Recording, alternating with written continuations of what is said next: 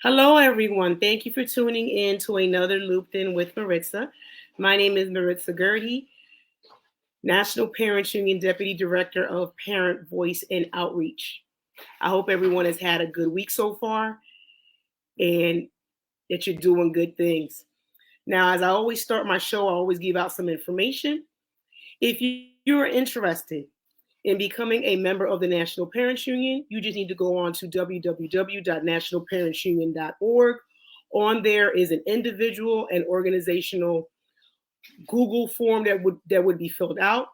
Once you become a member, you have access to a myriad of resources and information, and you get a chance to see what the National Parents Union is working on as far as national campaigns. Speaking of national campaigns, National Parents Union understands that every 6 months in this country there is an election. It is very important for all of us that are able to vote have access to information, because when we have the information that we need, we will all be better educated on who we should be voting for. So if you want information on anything having to do with voting, you can go onto the National Parents Union website, type in "Every Family Votes," and you will see all of the information at your fingertips. For all of you wanting to know how to best ask questions at your school board meetings, even of your school principal, National Parents Union has a campaign going on called EPIC, Everyday Parents Impacting Change. It is also on the website for National Parents Union, and on there you will see broken down in an easy to read format questions that have already been drafted that you can have on hand to take with you when you have questions of your school district at your next school district meeting, of your school board.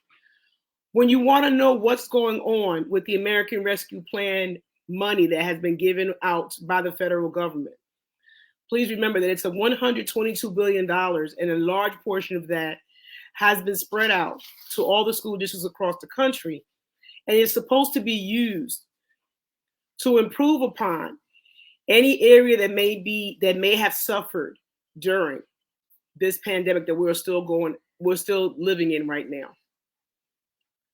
So that is a great way for you to find out and have information on hand to ask of your school, of your school district, of your school superintendent. The National Parents Union EPIC campaign.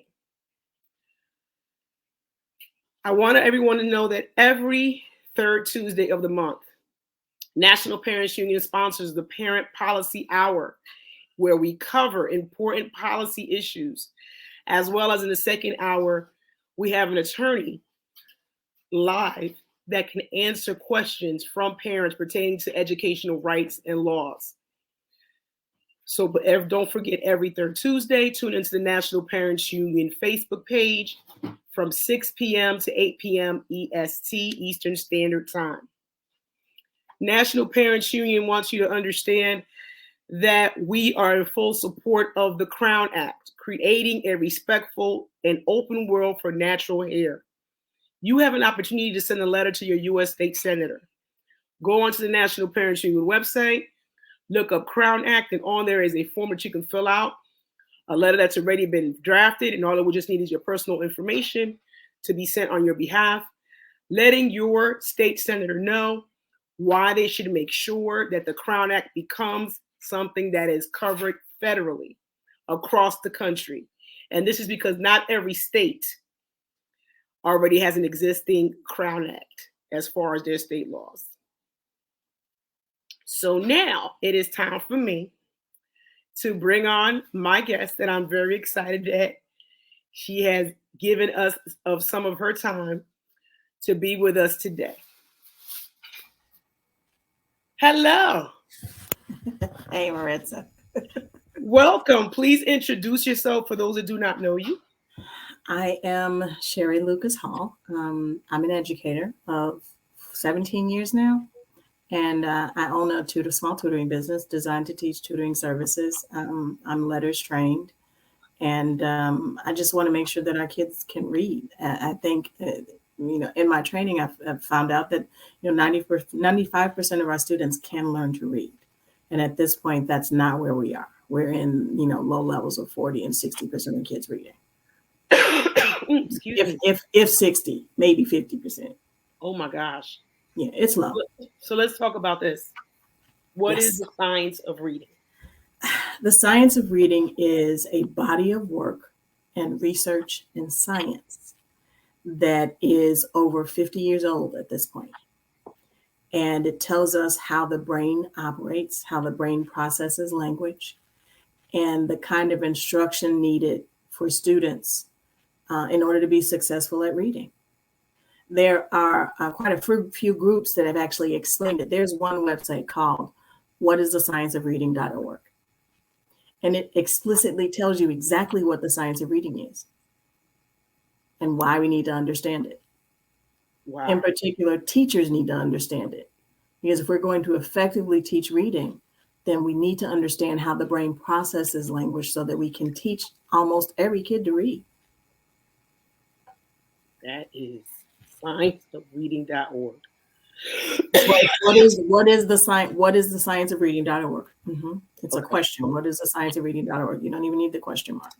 I'm going to put that up for folks. I'm going to create a band. Excuse me for that.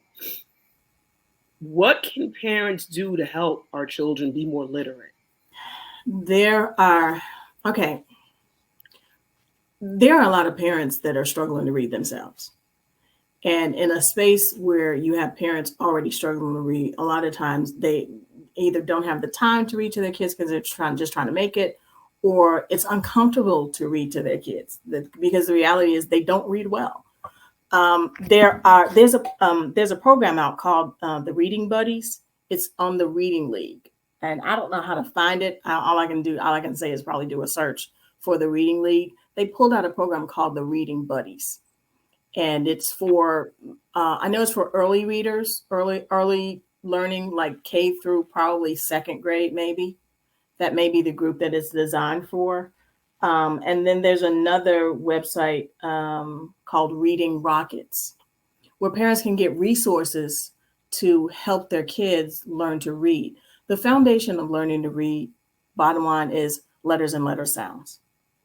And if a child can't recognize their letters and letter sounds, then reading is going to be a challenge. And people talk about going to comprehension. There won't be any comprehension if they can't figure out, the phonemics and the phonics of letters and letter sounds and how they go together and how sound patterns fit together to make words.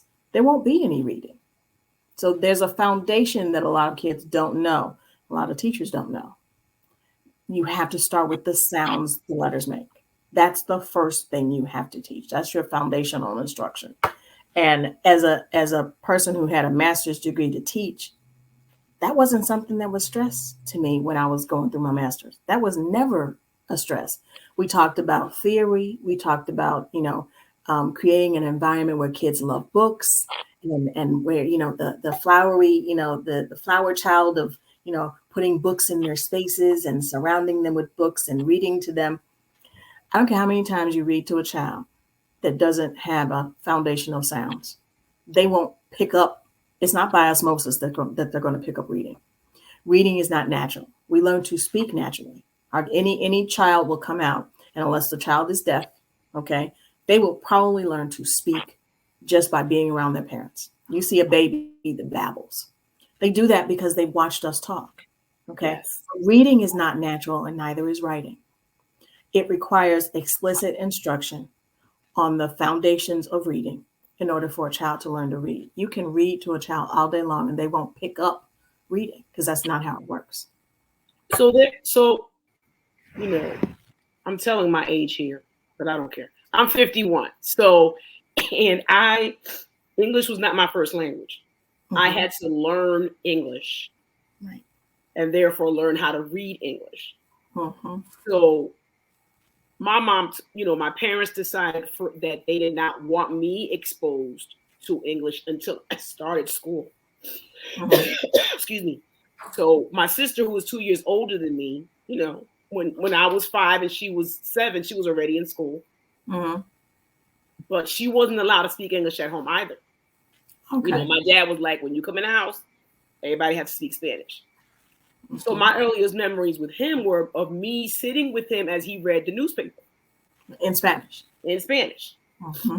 So that's all, you know, I was like, they were like, how are you able? And I was like, look, I don't know how I am able to read in 2 languages or write in 2 languages or speak in 2 languages, but something, my father was doing something right. And then obviously my formative teachers were doing something right. Because and for some kids, it just comes naturally. Yeah. For some children, it does come naturally. Yeah. So I was like, I don't know how it happens. So the days of just sitting and reading to a child, that's considered old school. You know, it's just considered the way we were taught. But based on what you've learned, that you've been trained for after your collegiate and master, you know, your bachelor's and master's degree in teaching, you've seen that it's an actual science that has to be taught, that all educators should learn, because like you said, we have children in middle school and high school that are not even at their grade level because they're missing the foundational skills and they were never taught. Yes. When they struggled with them, nobody ever filled in the holes and the gaps in their learning, and they carried all those struggles from elementary school into middle school and on into high school. So that's how you have a kid that graduates high school and they can't read. How can we help our children, schools, and teachers learn about the science of reading? It's a hard question because we can't make anybody do anything. We have to. The only thing I can hope is that people are open to understanding that reading is a science. It is not natural. That's the first thing people have to pick up, with that learning to read is not natural. Okay. Once our teachers and our schools learn that, then maybe our colleges will begin to teach that, because it starts with prepping teachers for teaching. You know, so I was prepped, but nobody ever said anything to me about the science of reading. So I was 2 years of graduate school and then went in to teach in a elementary school. But I wasn't taught about the science of reading because my college prep did not teach me. My teacher prep didn't give me those tools. So it has to start there, you know, but now we have a whole army of teachers already in the school systems. They've already been educated. So now what do you do? Because they're already in the school system. Well, now you need to teach them about it. You've got to take some space, some time, somewhere, because right now what we're doing is not working.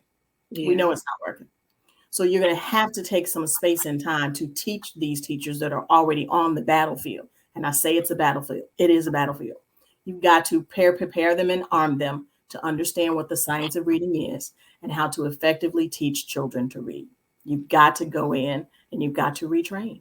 There's no other way to do this. So for an already existing teacher, if they were interested in this specialized letters training, is this something that they'd be able to do in the evenings, on the weekends, or do they have to actually take a certain amount of time away from their day job to get specialized training?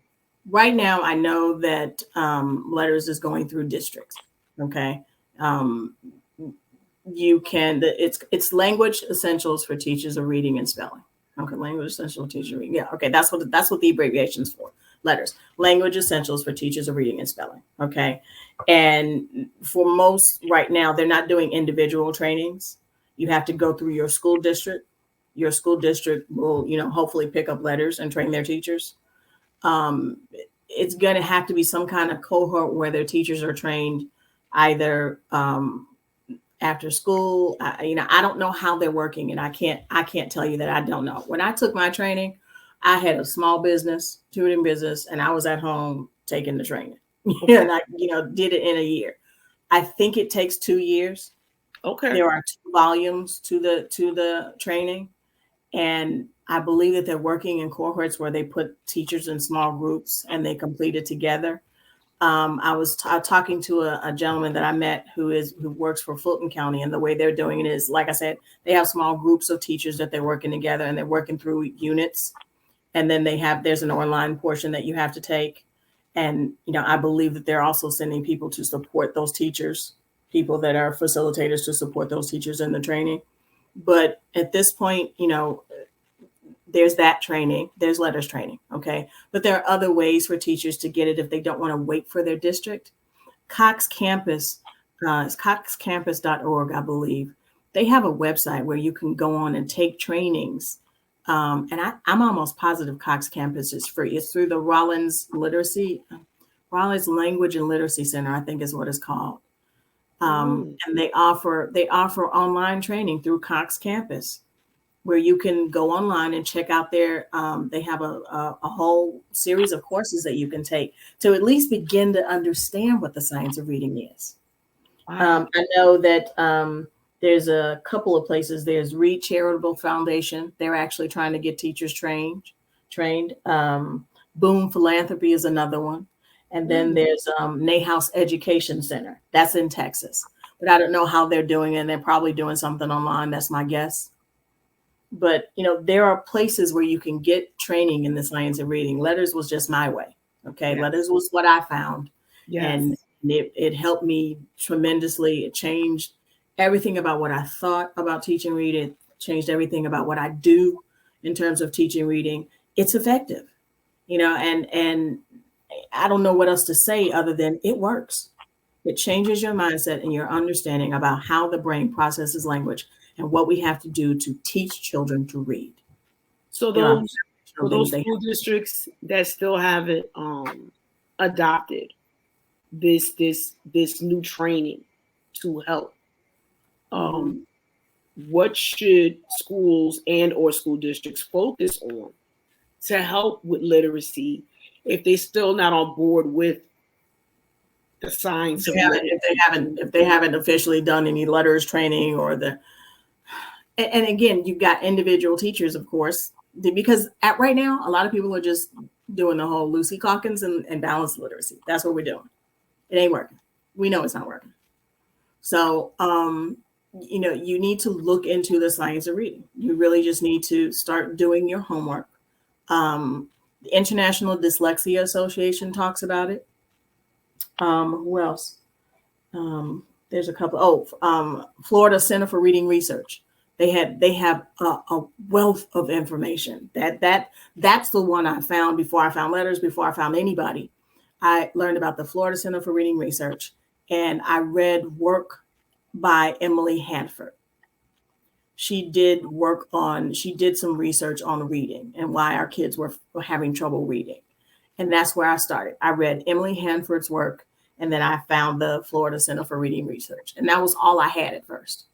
And then after reading Emily Hanford's work, she started talking about the science of reading. She started talking about letters. And then I went and found a book called Speech to Print by Louisa Moats. And I read it. And I'm like, I've got to get this training, and I was blessed with the training, and that's the only thing I can say. It was a blessing. My goodness. I had paid for Orton Gillingham training for teachers. I paid for that out of my pocket. I was paying for any webinar that I could go to that would teach me about the science. It's going to take teachers doing homework, plain and simple. There's no way to do this without spending some extra time. So if you think you're going to do this and you're not going to put in any extra time, I know teachers put in a lot of time because that's what we do. But if you want to get better, if you want to improve what you're doing for students, you've got to put in some extra time. There's no way to do this without that. Does it require a master's level or a bachelor's level? What do you mean? To take the training, is there an education requirement? That's a good question. And the only thing I can say is if you have your bachelor's degree and you're in classroom teaching, if you get a bachelor's degree and you can go teach, you should be able to take this training. But I don't think the master's is a requirement. I think it helps, but I don't think it's a requirement. It's because it's a training, right, to help you understand how to effectively teach reading. I don't think it requires the master's degree. Okay. I think it's what you want to do after you get the training that would require more. Gotcha. But yeah, to take the training, it's a training that helps you understand the process of reading, how it works, what you need to do to teach your child to read. I think a bachelor's is enough. And I think, I'll research it and I'll share it because I think it would be useful for, let's say, a person that may be assisting children in an aftercare program Mhm. that may have a degree, but it may not necessarily be an education, but Yeah. that's their role and they enjoy doing it. Yep. If they invested in that, I think it would be invaluable for them Mhm. to say, Absolutely. You know, my well, undergrad's here's not in a business year. and education. Yeah. My undergrad's in business. Look, mine too. So it's Yeah. like Yeah. something that a person can learn and then say, you know what, this is how I'm going to help children. I'm going to teach them the science of reading and help them. It takes the extra effort. And it's not Yes. kids that need to understand the science of reading. It's the adults that need to understand it. Because Yes. we have to understand what it is and why we need to teach children in a certain way. Kids only know, that they can't read. They know that they see these books and it's a bunch of, letters and stuff inside the book and they want to read it, but they don't have to understand the science of reading. That's us that needs to understand that. So we understand what we need to do for them. Oh my goodness. And with that being said, you made mention of where did I put it? You made mention of dyslexia. Yeah, there's a whole story in that. Dyslexia is a neurological disorder. It has nothing to do with the eyes or the ears. It is a neurological disorder. It doesn't just go away. It's not a disease or an illness. It is a challenge that people have with being able to decipher or hear the sounds and words. Okay. And it causes problems with reading. It creates a very big reading challenge. What I know is that, and this is not something I ever knew, when I was in my master's program, we probably talked about dyslexia 30 minutes. That was in 2010 when I got my degree. So 2008 through 2010, there was no mention of dyslexia other than maybe a 30-minute blurb. Okay.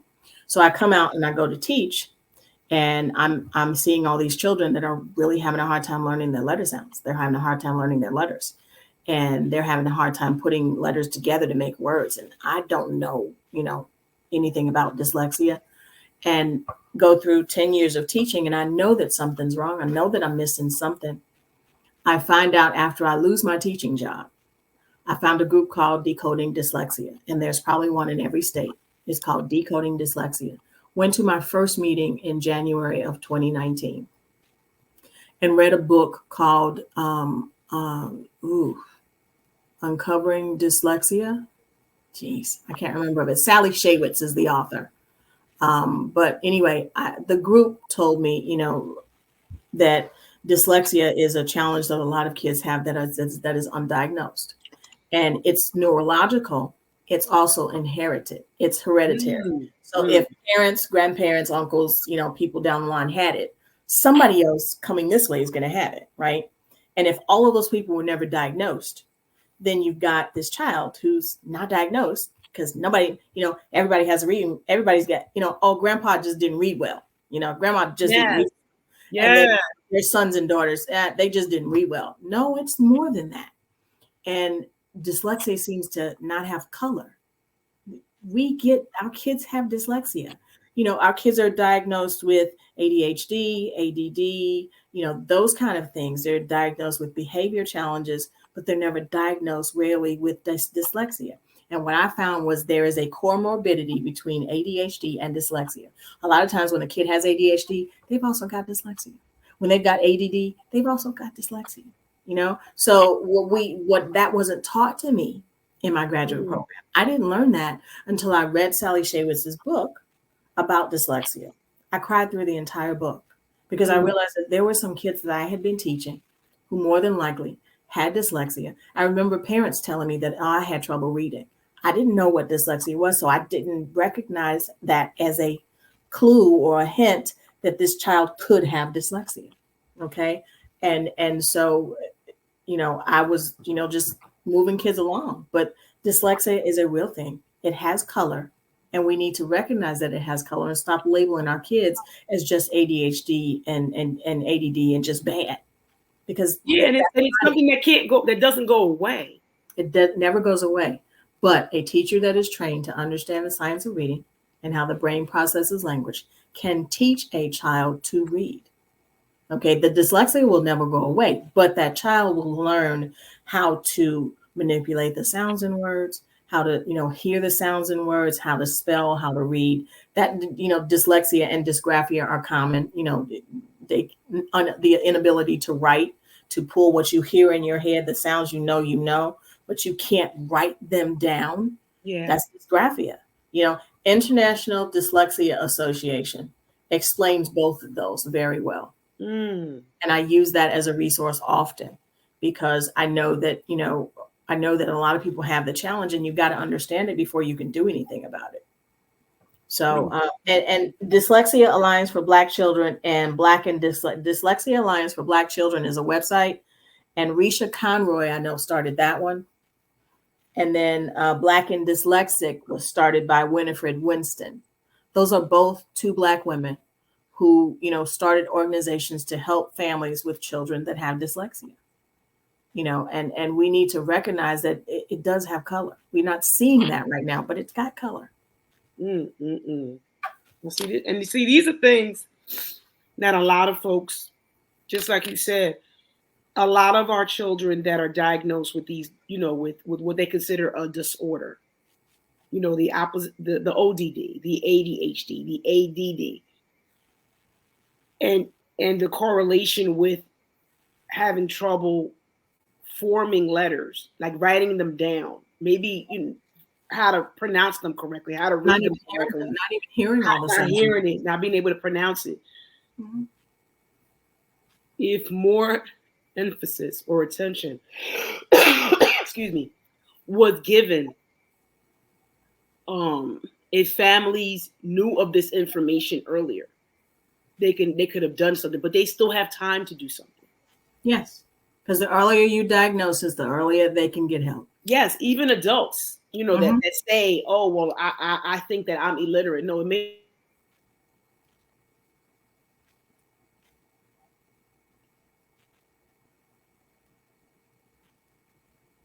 to be able to recognize and be and be more help you focus, to help you listen for those sounds and be able to formulate those words, and so that it's all in the instruction. They need the kind of instruction that is explicit, systematic, cumulative, so that all of it comes together and you cycle it, because a lot of times they don't remember what they've learned, and so you've got to do a lot of repetition, a lot of practice, and a lot of introducing it in stages. You can't just introduce, there's a level to introducing it.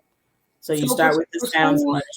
For schools that say, "Oh, well, we have a reading specialist on staff," because I hear that, I see it a lot, I've heard it a lot. It's touted as a plus. If your child comes to the school, we do, and they have issues with reading, we have a reading specialist. So is that a question that you feel parents can ask up front? Let's say for a rising kindergartner, what questions, what list of questions will you have for that potential school for your child? Can you, ask what's the literacy rate in your school? Or how they teach reading. How do they exactly? What do you use to teach the children to read? That would be the first question. And look at that. How do you teach the children to read? Because if they say the same thing that we've been hearing, or the same thing we heard as children, they say balance. Red flag. They say balanced literacy, run the other direction. If anybody mentions balanced literacy, if they mention Lucy Calkins, if they mention Fountas and Pinnell, run. That's just where I'm at this point, because I've done all of those. I've worked in a school district for 14 years. And for 10 of the years that I taught, I've used all of those. And I know they don't work. I'm not asking anymore. Exactly. And I don't have any conversation for anybody that tries to tell me that it works. I don't have it. I have nothing left, because I know that stuff doesn't work. I'm sure of it. I used it. So the times that you've gone in front of your school district board meetings, and you talked about the need for this. I went to Gwinnett County a couple of times, and I told them, that I've taken the training and that it was transformational for me. It was the best thing that I have ever gotten the best training I've ever gotten in the 14 years that I've been in education. Mm. And still you have districts that are, I really think what it is they've spent so much money on other things that now they're kind of don't want to spend any more money on something else. But this something else is not just, a theory or a guess. This something else is based on 50 years of science and research. Okay. This is not based on a couple of people doing some studies. This is based on science and research and many people that have been involved in this research and learning about how the brain works and how we need to effectively teach reading. That's where all this comes from. So this is not a pendulum swing like I keep hearing. And at this point, I don't listen to it. If I hear words like Lucy, Countess, and Pinnell and balanced literacy, I'm tuning you out. I can't. Because it's not a fad. Mm-hmm. It's not the latest trend. It's something that's been tested, that's been successful in the literacy rates rising in children that have been taught in this way. Mm-hmm. And I'm like, if something works and is successful and it's helping improve the literacy rates for our children, absolutely, especially in the lower grades. I don't want to forget the upper grades, but especially in the lower grades, because we know right now historically what happens with our children that are not at a certain level once they hit third grade. Yep, does it? And they immediately go down a different path. Mm-hmm. We know they got jail cells set up for our boys particular, but I'm sure they have them set up for anybody else. Yes.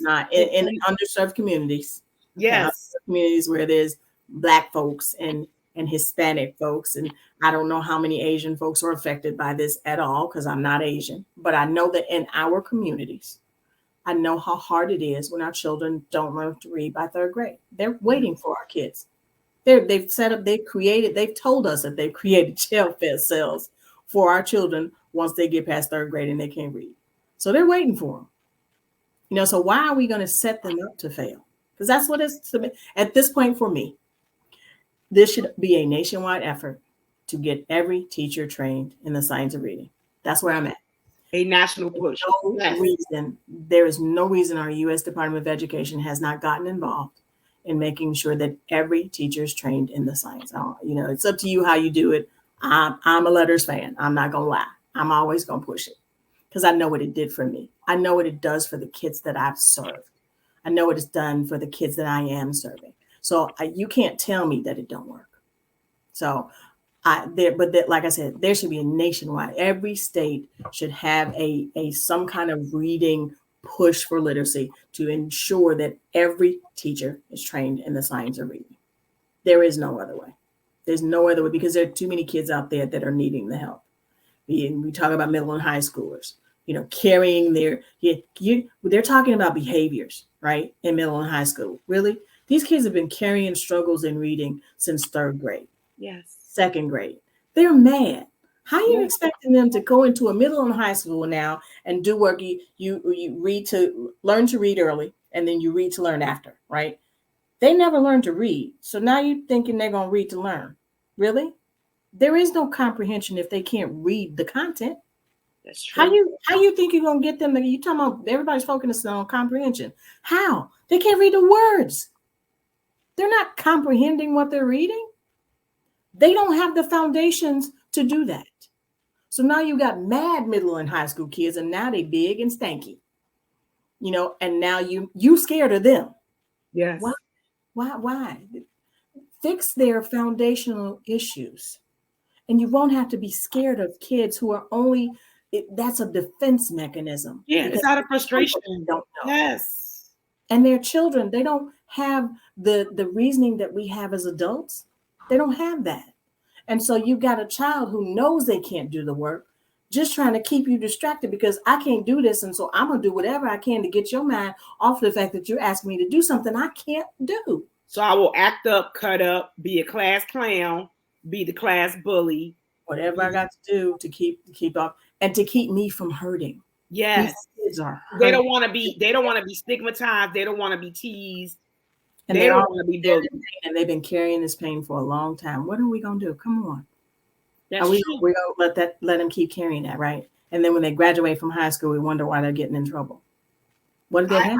I remember a mother testifying at a school board meeting in Camden, New Jersey, when I used to work for a charter company out there called Mastery. And this mother was in tears testifying about how she has grown children. And she said, my son's high school diploma is not worth Trash. the ink or the paper that was used to print it. My son cannot read. She said he cannot read a Cat in the Hat book. And he was in his 30s. I'm not okay with that. And she said, I'm here because I have grandchildren that are entering kindergarten. I need a guarantee that they're going to learn. Yeah.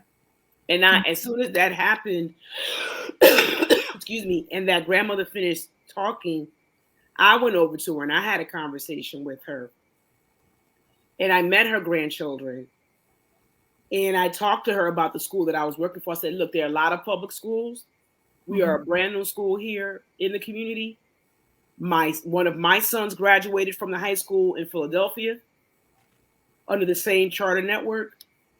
He thrived. He had a successful high school career. Give this school a shot for your babies. Yeah. So I said, there are schools out there that are doing the right thing.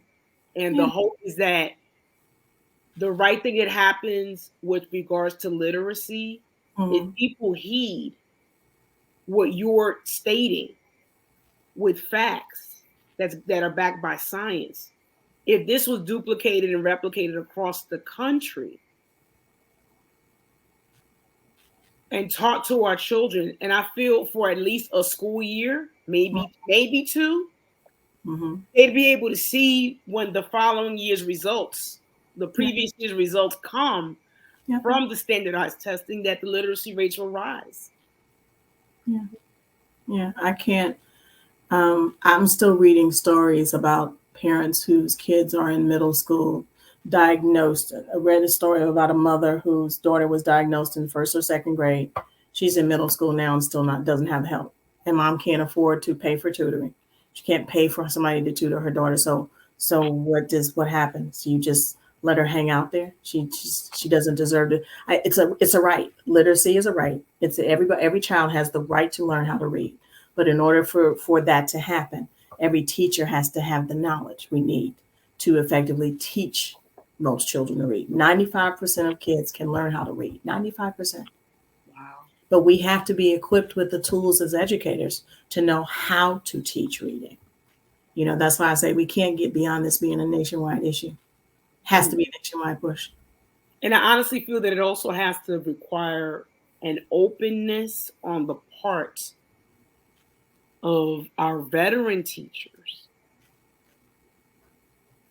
I'm not going to fight against that. It's the truth. Exactly. They have to be open-minded and say, you know what? There's something else I don't know. Something that we're constantly learning every single day. And if this is being offered, or the more people that demand it, people will take notice. So guess what? That's going to be something that I haven't been at a school board meeting in a couple of months. I decided, because they're used to seeing me, and they know when I have something to say, it's for a reason. So I think that's going to be one of my next. I'll go back to mine. They put me on pause. Yeah, they'll do that. They won't accept you. They put me on pause. And I've noticed that when it's a person that really has something to say, and it resonates, and it makes people think, they're like, wait a minute. Let's, next time this person calls in or sends an email in or submits the Google Doc required, for registration, let's let them know it's already full, or let's, give you gotta wait a whole month. They told me you gotta wait a month. Yeah. But to be honest, the district did decide to pick up letters training. That's the district that I live in. They decided to pick it. And now I think they're still discussing, the parameters of it. That's the other thing, though, the rollout of it. Yes. If you're going to roll out, and this is the big thing with me, if you're going to roll out letters, that your teachers need to be trained. The leaders need to be trained too. Okay. You cannot train your teachers and not train your leaders, because part of my issue and when I was in the school is that my teachers, my leaders didn't know anything about it. So you have your specialists, you have your coaches and all of the principals. They should all know about the science of reading too. If they're going to support those teachers that are getting the training, the leaders have to have the training. Okay. Yes. So then if you're going to do that, go ahead and train your leaders first. If you want to do that in the summer, all right, and stop trying to put everything on teachers during the school year, right? Yeah. Your leaders in the summer, and then when the fall rolls around, go ahead and train your teachers in groups. So I always say, if you train like first, second, third, fourth, and fifth, if you train that group of teachers, right? If you train them and begin their training, and then as they complete their training or as they complete, parts of their training, each one of those teachers takes their knowledge back to their grade level and shares what is most vital with their other team members on the same grade level. Yes. And then you're going to have that push where the information is still getting out while those teachers are in training. That's going to create a ripple effect. Yes, that's how you do that. And it'll help them, the ones that are getting the nuggets of information, as that main person is getting their processes in the classroom. Excuse me. It's also preparing them for when it's their turn. Yep. They won't be like, I don't know what this is about. I don't understand. And there should be no rollout where teachers don't understand it. And I've been told that there are places where it was just mandated. Well, you wait, you're gonna mandate grown-ups.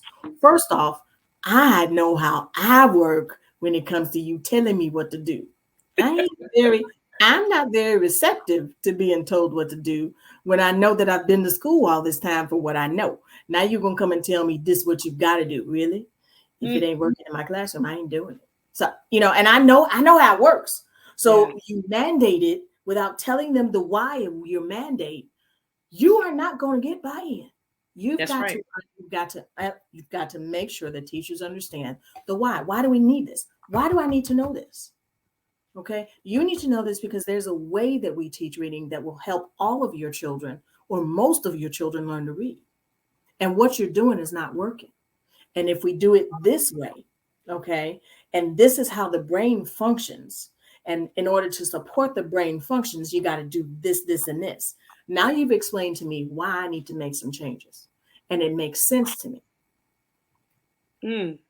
Doing it where you telling me what to do after I've been through, you got Dr. so-and-so in the classroom, right? You got people with master's degrees in the classroom. They're not going to listen to you coming in their classroom telling you got to do this because I said so. Oh, okay. Not doing that. I tell you where to go with that. They're going to be like, it's not going to work. That is not in, they're going to say, that is not in my contract. We're going to throw that up. So it's for folks that, and I can't believe we've already been talking for almost 45 minutes. I can't, because it always, because I don't look at the clock. And then I'm like, all right, now, and I always do it towards, and I can't talk this all day long. I love that you said that because my hope is that in us having this conversation, and for the folks that are watching, that it sparks a flame. Yes. And that it keeps on going and growing. And I'll be like, I need you to come back. Because absolutely, I want more folks to hear about this. Yeah. And I know parents need answers. Yes. Parents need answers. And that's the truth. What I saw in the schoolhouse is that we don't make opportunities for parents to come and just get information. We always want to give them information. We want to have them come in. We want to feed you. And we got to tell you all this stuff. How about we have you come in, we feed you, and you ask us questions. And we're honest about the questions that you're asking. And we tell you exactly what needs to happen. How about we do that? Sherri, how about I was in the school meeting today, right? And the principal was, she came in, she gave her hello. It wasn't ran by her. It was ran by a program that has adopted my children's school.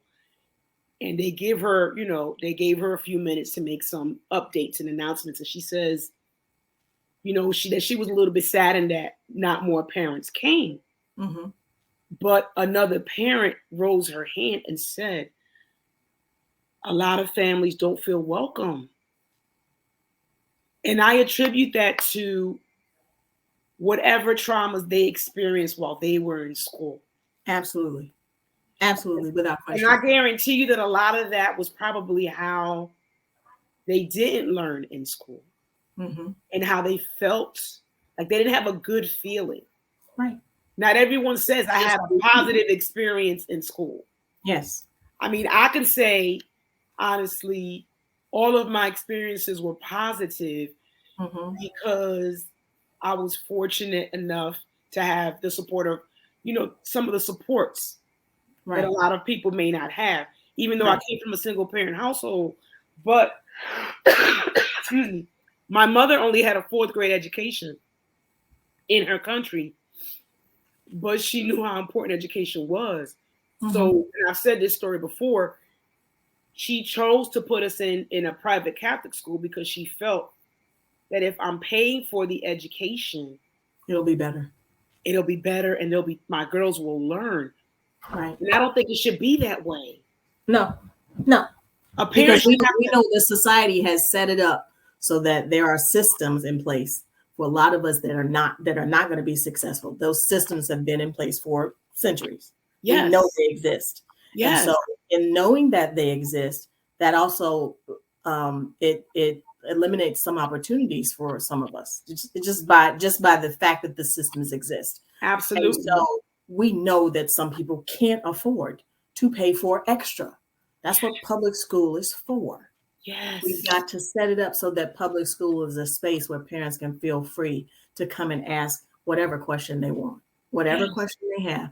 We've got to create that time and space for parents to come, even if it's once a month. It's a question and answer session. And it's not teachers, we're going to question and answer you. It's parents come in, you can ask us questions, and we will give you the information and the resources you need to make you feel better about what your child is doing and what's happening. And see, you're singing to my heart right now. Yeah, and see, we need that space. That is something that my school principal for my children said. She said that they're making many changes. They're not only making the building look better, but they're making the atmosphere better in the school. And they're hiring about 7 more educators in the school for next year. And they know it's been a struggle. And she acknowledges that. She said it's been a struggle. She's like, COVID has made things really, really hard. Right. And I told her, and I've told her, I said, listen, whatever you need. And I tell the parents that aren't able to because they have responsibilities and they don't have the kind of job that allows for them to be at every meeting, to be at every conference, to be at everything. It's okay. Yeah. Well, in that case, you need somebody who's going to get them that information. You need somebody in the parent group that's going to, make sure that they take whatever they learn. Okay, so-and-so couldn't come. They got to work. Well, let's get them this information. Let's make sure they have it. Absolutely. And sit down and kind of help them with it, because you don't know where that person is with their skills in terms of understanding things. We have to understand that everybody's not a reader. And for whatever reason, everybody's not a reader. So when you give people information, make sure that they can actually use it. Otherwise, it's pointless. It's trash. Yes, they will. Trash. And that's what happens. They can't get through it. It's going to go in the garbage. That's why I say, flyers are fine, applications, forms, this, that. But if the parent can't read it and understand it, it's trash. It's trash and it's a waste. So don't even do it. So that's why I say give parents options. If they can't come to the school, provide a virtual option. Provide an evening option. Yes. Provide office hours for 1 hour, 1 Saturday a month. 1 Saturday a month can't hurt nobody. One Saturday a month is not going to hurt. Listen, if you like Saturdays, I shut down. I don't want to talk to anybody. You see me on Saturdays. I got my bonnet on. I'm in the house like whatever. I won't even leave my house. Yes. Just to decompress from the week. Yep. just to relax, get myself recharged, probably watch some, my guilty pleasure is watching, dramas. Yeah, something that's that. that you don't have to think about. Just Yes. watch one of them TV shows where they have the couples on there doing foolish stuff. I don't even waste my time anymore. I'm like, I ain't got time to watch nobody else in their foolishness. Sorry. Oh, I just like watching period pieces, but it's something. It's part of my self-care. I do that. But I'm going to put on here your email because I want folks to know that this is how they can reach you. Yeah. If they have questions. Yeah, I like asking questions. I like that. I like giving resources. I like giving information because I think every family should have it. And I know right now a lot of people don't have it and they don't know where to get it from. Exactly. But it should be freely out there. That's why I say nationwide push. This should be our nation's concern. These are children that we're preparing for when we're not here. Yes. The way our future caretakers, voters. We're not going to be here forever. Decision makers. Yes. Yes. And we're not preparing them to do that well. We're not preparing to be successful. I can't blame we cannot blame any child. Even the teenagers, we can't blame them. If we have not prepared them to step into these roles that we're operating, we're functioning in, right? If we're not preparing them to do that, that's not on them. That's on us. Absolutely. Absolutely. I want to thank you so very, very much. And I want to thank you, and this is a shameless plug, for being my baby's tutor. Because listen, he's reading. He enjoys it. He's like, I want to set up my own library because we got books. Yes. He's like, every night he'll pull a book and he'll start reading it. And he's asking me, he's like, what is this? What does no mean? Yes. And it's the K-N-O-W no. Yes, those are the kind of conversations that you should be having when you read a book, even if a child can't read. Now, that's something we do need to stress, that even if a child can't read, if you can read to them, then you have discussions about the stories you're reading. You don't necessarily need to make them read, but if you read to them, you can still have vocabulary discussions and discussions about the content of that book without them having to read. That way they still have the vocabulary knowledge. They just need the knowledge to learn how to read given to them. Okay, but you can, we can still read to them and have those discussions. And he's so bright. Oh my goodness. And I know he's excited about learning, which is really cool. And now I'm excited for him, and it's only kindergarten. And he's going to start asking more questions as he discovers words and he discovers his power, because that's what this is. This is empowering a child to read the world around them. And he is now being empowered, and he's going to read it. He's going to read everything around him. You won't be able to stop him from picking up anything and reading it. Oh my gosh. Well, I want to thank you for everything that you do. My hope is that we're going to continue this discussion. Yes, absolutely. Whether it's on this platform or others, which I hope come down the pipe for you. I'm an absolute fan and endorser. So if anyone out there is able to and just wants to provide a little bit of an extra opportunity for their child to learn, reach out to design to teach 2019 at gmail.com. I don't have any spaces. I don't have much spaces open because I'm working during the week and I tutor in the evening. So, I'm willing to consider, anybody that reaches out. I'm definitely willing to consider it because I don't know where this business is going. Absolutely. It's not gone. It's definitely. And I'm going to make sure that I put in the comments all of these websites you told me, the books you told me. Yeah. We're going to put it on there so everybody can go back. But like I said, if there's anything that I missed putting in here or in the comments, reach out to Ms. Sherri, send her an email. What was the name of that book? What is it that I should be watchful for? What the balanced literacy? If they say that, I got all kinds of answers. Yeah. Run for the hill. That's not the school you want for your babies. Yes. Oh, It's up to you if you want to stay in the green room while I close this out. But if not, thank you so very much. You're very welcome. And we will talk soon. Thank you. Of course. Well, everybody, I hope that you truly got a lot out of this conversation. I know it was a lot of information, but it's needed information. And like I said, I will be bringing this wonderful guest back, especially if you guys demand it of me, but I want to bring her back anyway when she's available. We all need to give our children the best opportunity for success in what I call their educational career. So I hope you enjoyed the show. Hope to see you next week. If not next week, really soon, with another person that I hope will also give you enough information that'll pique your interest in wanting to learn more, because the more you learn, the more power you have, and the better you will be in advocating for your family and your children. Thank you so very much. Have a great one.